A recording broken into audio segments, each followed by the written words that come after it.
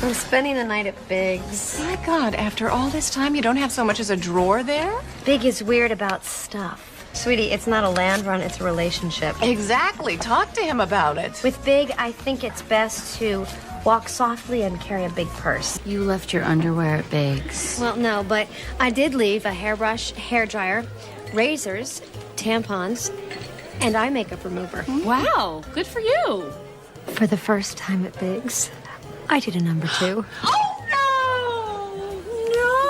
no! No! Yes! Hey, what's this? Oh, just a few things you left at my place. Oh. Thanks. Carrie Bradshaw was one of the worst lead characters on TV because, let's be real, she was a terrible example to women around the world. Yes, she may dress cute, but the way she perceived herself was pretty trash. Carrie and Mr. Big had a really up and down relationship. It was quite tumultuous, and I think that Carrie struggled letting him go. And she knew that was quite embarrassing because he treated her like crap, and so she was very much ashamed of herself. One thing Carrie always did when she was ashamed of herself is hide it from her friends, and that is a key sign that you know that something in your relationship is dirty. But here's the even bigger red flag. Mr. Big doesn't talk about Carrie to his friends. If a guy really likes a girl, most times he's gonna want to brag about her. So if he doesn't speak about you, it's not usually a good sign. It's a huge red flag. I haven't told any of my friends we're seeing each other again. Neither have I. Well, that doesn't count. You have no friends. I have interested parties. Then why haven't you told them? I sensed you didn't want me to. Bullshit. Well, what do you want me to tell people? Nothing. Good idea. Let's keep it quiet. Why do you want to keep it quiet? I just want to be agreeable. Yeah, full of crap, guys. When they like you, like, they will talk about you. So, yeah, he lied to her. You want to know what's very interesting? Something I picked up on while doing these deep dives after we just watched this whole series, by the way, is, first of all, Carrie sees her friends in these different categories, right? Yeah. She thinks Charlotte is the most high-value woman. She thinks the other girls are on her level, like down and dirty. She really thinks that they're low down and dirty. Charlotte, throughout the whole show, was the one person who was, like, rooting for Big. She wasn't, like, shut him down. Ew, I hate Mr. Big. Miranda was the one who was very much, like, shut it down. And I think because of the level that she sees Miranda at, that pissed her off even more, because one thing Carrie never failed to do was to constantly then, like, take something from their life, like Miranda's life. She'll take something from Miranda's life and flip it back at her. She'll go and be like, your relationship with Steve is blah, blah, blah, blah, blah. Like, girl, you got your own shit. And it's like, so... I lied. I don't have to work. I'm meeting Big for lunch, and I didn't think you'd approve. Wait, you're meeting Big? He called. He sounded upset, and he said he needed to talk. Since when does Big talk? What does that mean?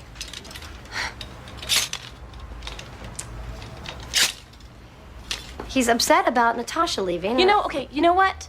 I'm not holding your hand through this again. I'm not asking you to hold my anything.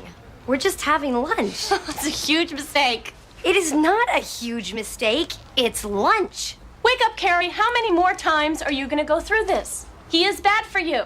Jesus, every time you get near him, you turn into this pathetic, needy, insecure victim. And the thing that pisses me off the most is that you're more than willing to go right back for more. I am not going back for more, and I can't even believe... I can't believe you would say that to me. If you start up with Big again... I am not starting up with Big again. Well, if you do, I don't want to know anything about it. I mean it, Carrie. No calls, no crying. Oh, what are you going to do, Miranda? You going to cut me out of your life like you did to Steve? What? The first sign of any little weakness or flaw, and you just write people off. My God, Miranda, you are so judgmental. We've already spoken about Mr. Big thinking that Carrie was his second choice. You can click on our video. It's going to be up here.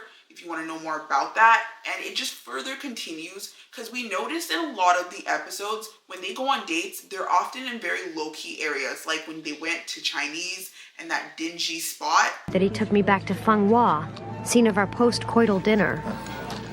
Oh, I can't make your party tomorrow. Oh, no. I wanted to introduce you to some of my friends. Well, I'll be home later if you miss me.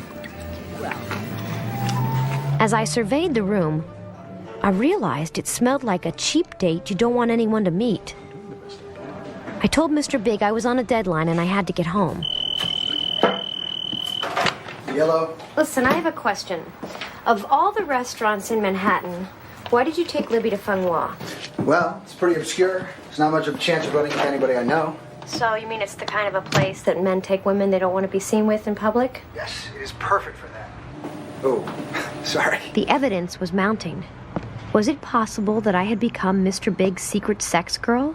And then the next time when she was like thinking it's gonna be like their new official date, Carrie's a very masculine, and I don't mean her looks. I'm talking about she being her masculine energy, thinking she's killing it, and she's not. Yeah, that's so sad. She's like, yeah, like she shows up to the dinner. First of all, she shows up to the dinner. Mr. Big, I think Mr. Big enjoys testing to see how low value Carrie is. Yeah, he thinks it's fun. Like, how much is she gonna let me get away with? You could see it. He makes certain facial expressions like, and I think women need to understand, if you're with a man, he will test how far he can go with you. How far can this ride go? That's what he's seeing. Like, you need to show him, like, what you're willing to tolerate or not tolerate. Same time, same place. Just you and me. Well, sort of. Meet my friend Jack. Oh, hi, how are you? Marvelous. Going through my second divorce. Bitch is getting everything the first bitch didn't. There he was, right in the middle of my drink thing, Mr. Marvelous. Jesus. Look at that beautiful woman. I'm gonna go ask her to join us for dinner. Excuse me. Okay.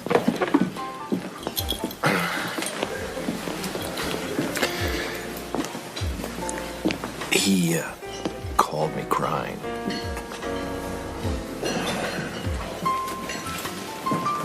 Do you forgive me? Here's what.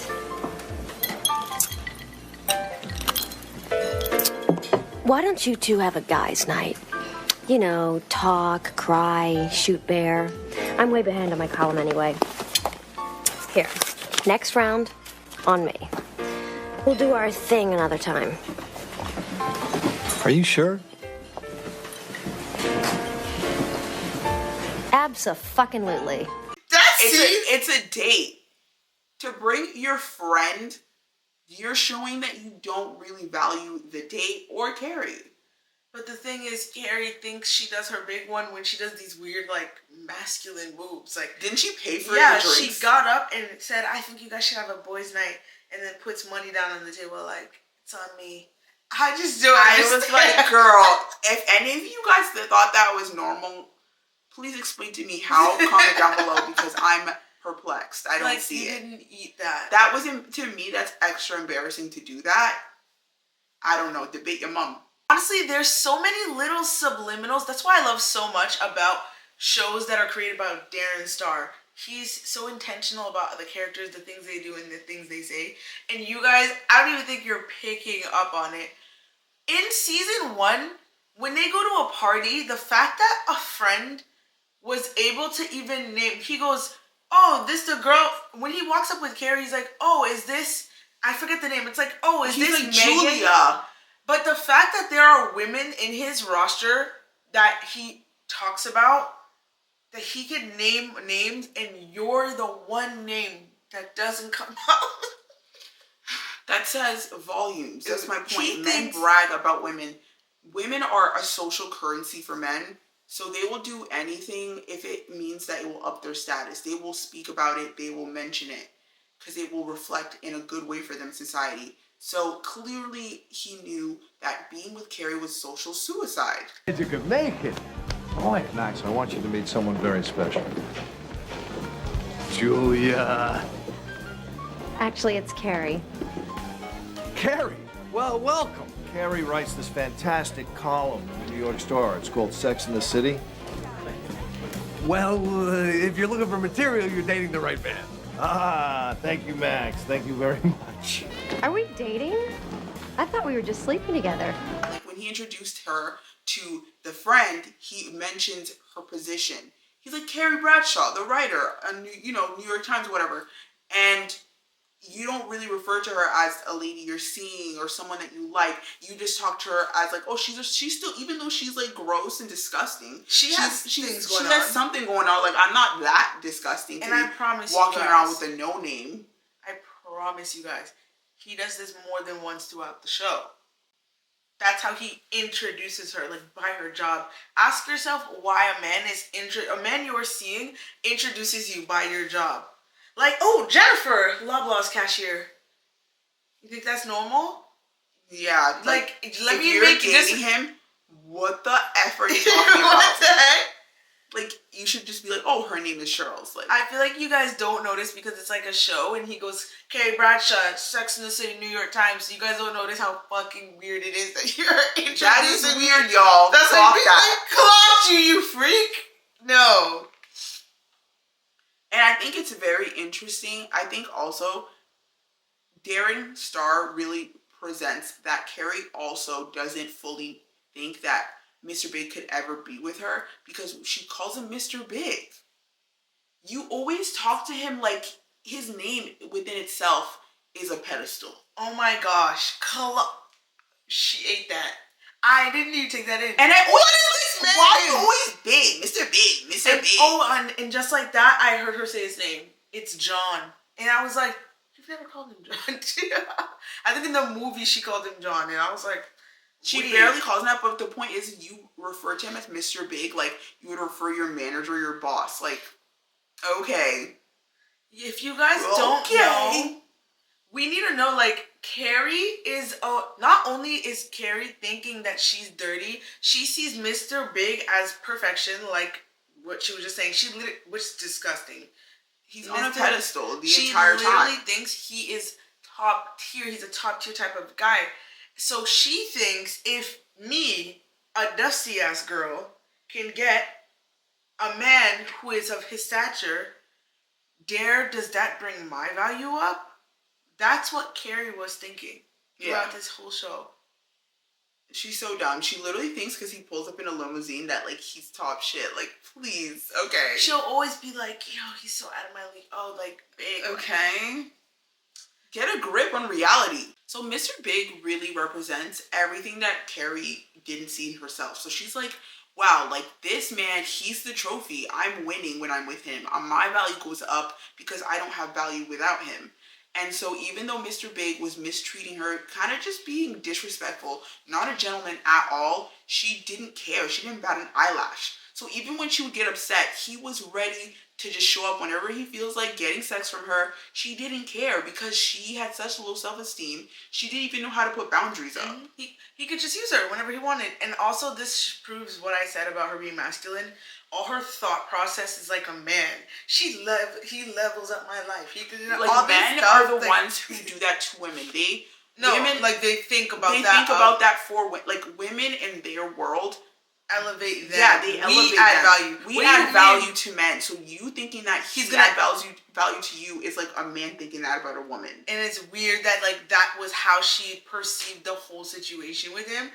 But like the thing is, he knew that. So like he had her wrapped around his finger because of that. And which is why he'll never really finish arguments. He'll just like kiss her and like anyway. Because he thought she was a what? A $2 what? A $2 whore. And so he didn't feel like he needed to put an effort because she already presented that to him, that he doesn't need to work that hard to get her. But for some reason, this would blow Carrie's mind. Hence why she noticed like he would always leave her in the lobby when she was like linking up with him. Like he invited her to his apartment. She'd have to wait in the lobby and not in the apartment. And they're dating. So she didn't understand why. I'm like, he literally thinks like you're dirty, like stay downstairs, like you can't come inside. That is really disrespectful. You're a half hour late. Your doorman thinks I'm a hooker. I hate waiting here for you. You know, if you gave me a key, I could wait upstairs next time. A key? Or you could stay at my place sometimes. It's easy to pick my locks. Yeah. But then I like my bed. And it demonstrates your self-worth because you kept dating him. You didn't Actually, see that no, as an ick. She didn't even see that as like the end of the conversation. She was like, oh, now you're offering maybe that he should give you a key. You're asking him. Yeah, so she always moves in a very masculine way because, ladies, when you are in a relationship, there's yin and yang, and when you are playing the wrong role, that's where imbalance comes in because only one role is being carried. You're both men. You're doing masculine things. He's masculine, so now there's an imbalance. Which is why he looks at her like, what? Yeah, so it's like you mentioning the key. It's like you should have waited for him to feel comfortable with that. I'm not even comfortable with you inside the apartment. So why are you pushing it? You shouldn't be in places that you don't think you deserve to be in. That's all. You don't push anything as a woman. Like, you just remove yourself. And then if he has an issue with that, he will change or you find better. But she didn't know that because she has a low value view of herself. And a low self-esteem and a shit self-concept. By the way, if you guys want to know how to have a better self-concept, we have a whole video on that. Right above, it is the video of all videos. You need if you're a Carrie out there, baby, it's time to tighten up. If you don't get self-concept, it's a whole thing. It's a whole concept. So you need to understand it because that's literally the magic, your magic. It's like you creating your spiritual passport, and that's what people see when they see you, and they decide whether you're in the club or out the club. So you really need to learn how to make sure your passport is top tier. So work on that self-concept, everybody. I don't think people really took in how awkward it is that he doesn't like going to her apartment. She's like, we should come to my apartment sometimes because like I'm always coming over here. And he goes, but I like my apartment. Yeah, like he doesn't even, men are just, when a man's obsessed with you, they just want to be in every corner, every area that you are. They just want to be breathing your air. When a man's obsessed with you, he's not going to forget you're sleeping in his bed. And yeah, like if you offer to be in his house, like he'd jump at the moment to come to your house. Like, this doesn't make any sense. He forgot Carrie was sleeping in his bed and threw her off the bed, a king-size bed in the middle of the night. It's honestly hard for me to believe it. Sometimes, honestly, I have a theory that Big did it on purpose. You knocked me out of bed. You didn't even know I was here. Well, I do now. Okay, I know I've lost a little of my power here, and I hate that you look at other women. I hate that I don't have a key to your place. You've never spent the night at my place. You can't even make space for me in your bed. I feel like I'm back in your life, and nothing has really changed. And I know you can't change a man, and you definitely can't change a man like you, but I still want something to change a little bit for me. You're still there. You're still there. You don't care about the treatment you receive. And that is so unfortunate, sister. Mr. Big really treated Carrie like a $2 whore, and it continued on, especially in the era when he got married. You weren't a mistress. You were literally a $2 hoe. It was just on call. You know what they call this, right? A pocket pussy, guys. The pussy in your pocket that you can just get it out whenever you need. Like, they literally were. Shout out to what's his name? Shout out to Matt Rife. Yeah. The pocket pussy. Got that term from him, and it eats down. Carrie was Mr. Big's pocket pussy. Like, he had that P word in his pocket for real. Yeah, so he's like, okay, time to get it. Whenever his little limousine rolls down the block, she's here to pick up his pussy. All your link-ups were very much giving hooker vibes. And you know what's really funny? The writer made a note, because I picked it up. Every moment I felt like Carrie gave prostitute, an extra in the scene would call her a hooker. Really? Yes. That week, somehow I found myself back at the corner of 56th and Safe. How much? Excuse me? I see you here before. For sex. How much? All right, that's it. I'm out of here. That Japanese businessman thinks I'm a hooker. Wait a minute. Carrie. And that just like goes to show you as well. Yeah, a lot of you guys have a false belief of what Sex in the City really is about. yes, sex is occurring in the city, but there are parameters that are occurring that create, you know, statements and labels. Like the way you maneuver in the world of relationships and sex will create a persona. And you have to be careful as a woman, whether you guys want to accept it or not. It's the truth. And that's a great demonstration of how they are referring to her. So they're calling her a $2 whore.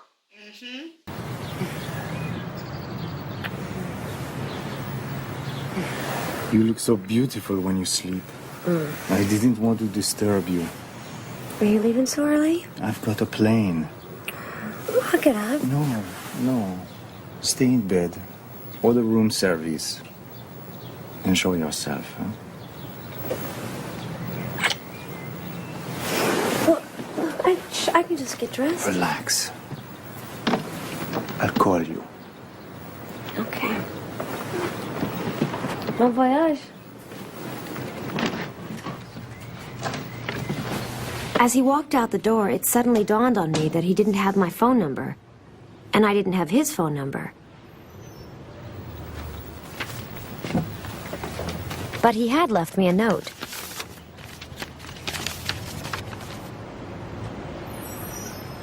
With $1,000 in cash.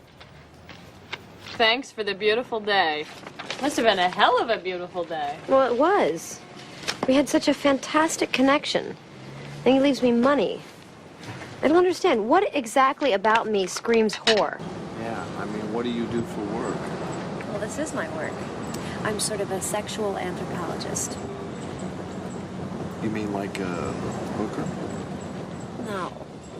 Your doorman thinks I'm a hooker. Could I feel any more like a hooker? Was it possible that I had become Mr. Big's secret sex girl? It's funny because her low self-concept, guys, when you have low self-concept, doesn't matter what you do, you can roam the earth, you will sabotage relationships. You will either attract a man who is going to be disrespectful to you, or you will miss out on good men like Aiden because your self-concept is so garbage that you think the way he treats you well is disrespectful to you.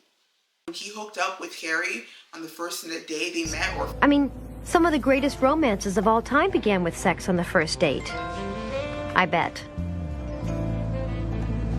I will not be the first one to speak.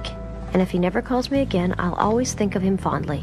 already knew what it was, and on top of that, he did see all those condoms come out of her purse, so he already knew, like, it's a very easy in. Yeah, so honestly, because of Carrie's horrible self-concept and awful self-esteem and Mr. Big thinking she's dusty, this show at the core is depicting what could happen if you never, ever work on yourself. That's the truth. Yeah, and I think a lot of women, this is my hot take as well, I think Sex and the City represents how women use sex to think that their self-esteem is high. Like, oh, I'm good at sex, like, I am that girl. Yeah, every time he hits it, like, yeah, that's my self-esteem. You guys correlate self-esteem with sex, and that's troubling, couldn't be further from the truth. Couldn't be further from the truth.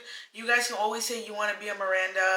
I don't think you should want to be a Samantha. I don't think you should want to be a Carrie. I don't think any of them are women to aspire to be. They're women to learn from and learn what not to do. Yeah. And how you can, like, easily become someone who's scorned, like freaking Miranda. Or someone who is the worst low self-esteem, like Carrie. Or someone who is so upset by an ex that she decides she's just gonna be a man and just, like, have sex for the rest of her life. And, like, okay. We're gonna be doing deep dives on all the other girls because this is gonna be an ongoing series of different things. And we're gonna demonstrate, like, the issues that these women had. The sex was just the glamour on what the deep-rooted issues that each woman had. Yes. If you love our video deep dives, make sure you hit the subscribe button because you are watching the Remy Diaries, aka Remy TV, your favorite YouTube streaming network, where you'll never want to change the channel. Bye!